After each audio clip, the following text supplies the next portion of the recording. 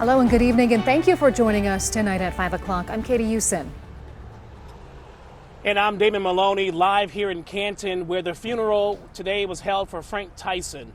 He died while in police custody in mid-April. Tyson's death drawing the attention of well-known civil rights leaders, some of whom attended today's service. We'll get back to that service in just a moment, but first a look at the events of April the 18th that brought a community together today. He said that he didn't want to die. A death with echoes from our recent past. Stop fighting! I can't breathe. I can't breathe. Words that reverberated through our nation not long ago. I am shocked to tell you that this is George Floyd 2.0. Frank Tyson struggling with Canton police officers trying to arrest him.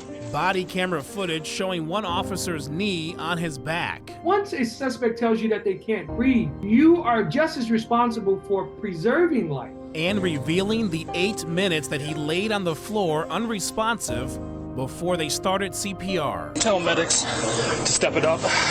It was not responsive.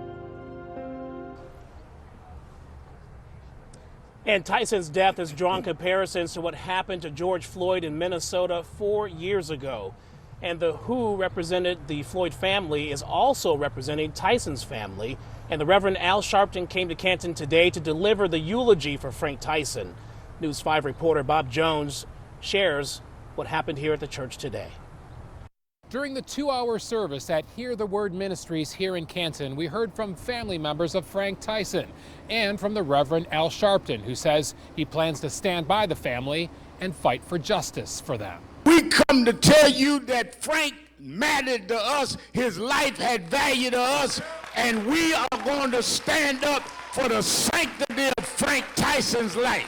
Civil rights leader and the founder of the National Action Network, Rev Al Sharpton, gave the eulogy during Frank Tyson's celebration of life, which Sharpton said was also a call for justice. You can't give us Frank back,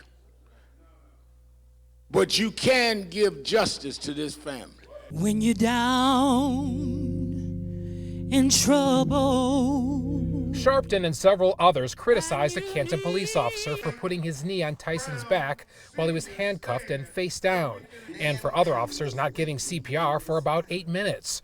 During the April 18th encounter, Tyson could be heard saying, "I can't breathe," several times. A man shouldn't even have to talk, and he keeps saying he couldn't breathe. He actually said that 7 times in 1 minute. Show me in your manual, in your procedures, how you the man lay there, and after he's limp, wait minutes before they come to help. Family members said Tyson loved reading and sports, and we heard from Tyson's fiancée, Sabrina Jones, who said Frank had only been out of prison for less than 2 weeks. He insisted he was innocent and was fighting to clear his name. He had a future coming. He was working on his future. Yes. He wanted to go to work, he told me. Stand up for Frank Tyson.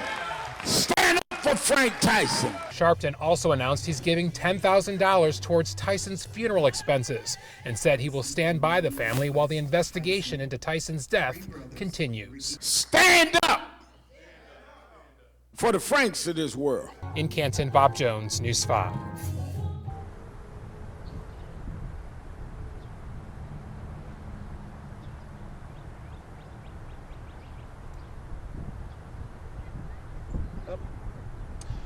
And let's look back at the events leading up to today's service. Again, Frank Tyson's death while in police custody happened on April 18th. 6 days later, police released body camera video from the night he died.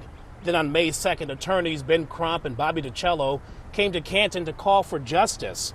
They will be representing Tyson's family in court. Now, the death of Frank Tyson is bringing back some difficult memories for one local woman. 16 years ago, her brother was killed by Canton SWAT officers, and she came here today to pay respects to a family that she's known for decades. News 5 investigator Tara Morgan joins us now. And Tara, this woman sought justice for her brother, just like what we're seeing now with Tyson's family. Right, Damon, and she says she didn't get the justice she wanted for her brother, and she feels like in just a few weeks that people will just move on from this case. She wanted to be here to show the family they're not alone. This is my brother. This is Daryl Ross. On a day of mourning, Father of 6. there's anger. Nothing ever happens. In September 2008, Veronica Early's brother, Daryl Ross, was killed by Canton police SWAT officers. 16 years later, Early attended another funeral, she says, for her brother's longtime friend, Frank Tyson. All those feelings came like, here we go again. In her brother's case, the officers were serving a warrant at Ross's apartment when police say the officers opened fire when Ross showed a gun. A federal lawsuit filed by Ross's family claimed Ross was unarmed and didn't pose a threat. A Stark County grand jury cleared the officers. Outside the funeral service for Frank Tyson, Early finds comfort in the arms of strangers.